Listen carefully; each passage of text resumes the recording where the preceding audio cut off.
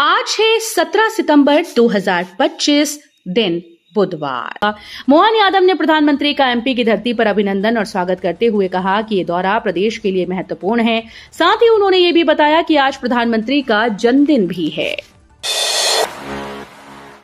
PM Modi के जन्मदिन पर छिंदवाड़ा में 10,000 महिलाओं। चैनल को सब्सक्राइब करके बेल आइकन जरूर दबा देना। रोजाना ऐसी इंफॉर्मेटिव जानकारी महत्वपूर्ण समाचार देखते रहने के लिए। ओके, ख्याल रखिएगा अपने आप का। रतलाम में कांग्रेस की ट्रैक्टर रैली में जमकर हंगामा, पुलिस से धक्का मुक्की।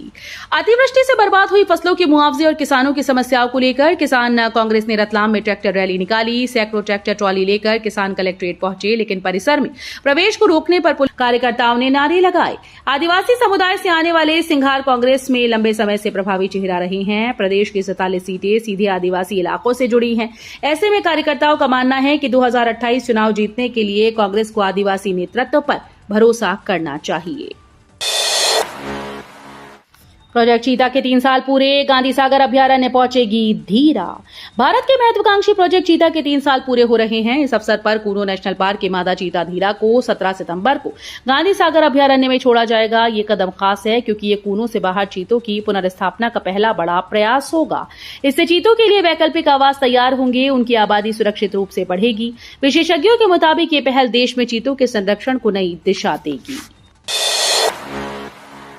325 करोड़ के कोलार 6 लेन पर एनजीटी की आपत्ति, 4105 पेड़ काटे गए।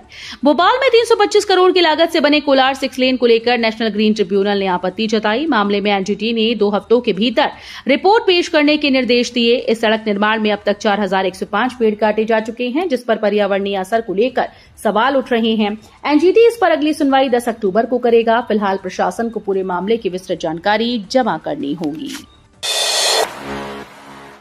एमएसपी पर फसल बेचना चाहते हैं किसान, रजिस्ट्रेशन जल्द कराएं। मध्य प्रदेश में खरीफ सीजन की फसलें अब अपने अंतिम चरण में हैं। धान की फसल में बालियां आना शुरू हो चुकी हैं। किसान यदि इस बार भी एमएसपी पर अपनी फसल बेचना चाहते हैं तो रजिस्ट्रेशन करना आवश्यक है। प्रक्रिया 15 सितंबर से शुरू हो चुकी है, 10 अक्टूबर तक जारी रहेगी। शहडोल जिले में धान और मोटे अनाज जैसे ज्वार बाजरा के लिए किसान इस रजिस्ट्रेशन का लाभ उठा सकते हैं। समय पर रजिस्ट्रेशन करने से फसल का एमएसपी पर बेचना सुनिश्चित होगा। सीएम मोहन यादव ने भोपाल हाट में स्वदेशी मेले का किया शुभारंभ। भोपाल हाट में मुख्यमंत्री मोहन यादव ने स्वदेशी मेला का उद्घाटन किया। ये मेला प्रधानमंत्री नरेंद्र मोदी के जन्मदिवस सेवा पखवाड़े के अंतर्गत वोकल फॉर लोकल को बढ़ावा देने के उद्देश्य से आयोजित किया गया। इस अवसर पर कैबिनेट मंत्री प्रहलाद सिंह पटेल, राज्य मंत्री कृष्णा गौर और अन्य गणमान्य उपस्थित रहे। मुख्यमंत्री ने मेले में स्व सहायता समूहों द्वारा बनाए गए स्वदेशी उत्पादों की प्रदर्शनी का अवलोकन किया और बहनों के द्वारा तैयार किए गए स्वादिष्ट व्यंजनों का स्वाद भी चखा। उन्होंने चाक पर शिवलिंग बनाकर मेले का आनंद लिया।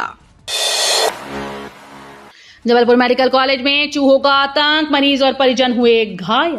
इंदौर में 2 बच्चों की मौत के बाद जबलपुर मेडिकल कॉलेज में चूहों का आतंक सामने आया। अस्पताल में भर्ती मरीज और उनके परिजन रात के समय चूहों के काटने की घटना का शिकार हो गए। प्रशासन ने घटना की जानकारी दी और कहा कि पेस्ट कंट्रोल कंपनी के खिलाफ कड़ी कार्रवाई की जाएगी। इस घटना से अस्पताल में सुरक्षा और स्वच्छता की गंभीर समस्याओं पर सवाल उठ रहे हैं, जबकि मरीजों और उनके परिवारों में डर और असुरक्षा की स्थिति बनी हुई है। मध्य प्रदेश में भाजपा विधायक संजय पाठक पर एक और आरोप, आदिवासियों की 1100 एकड़ भूमि खरीदने मामले में जांच के आदेश।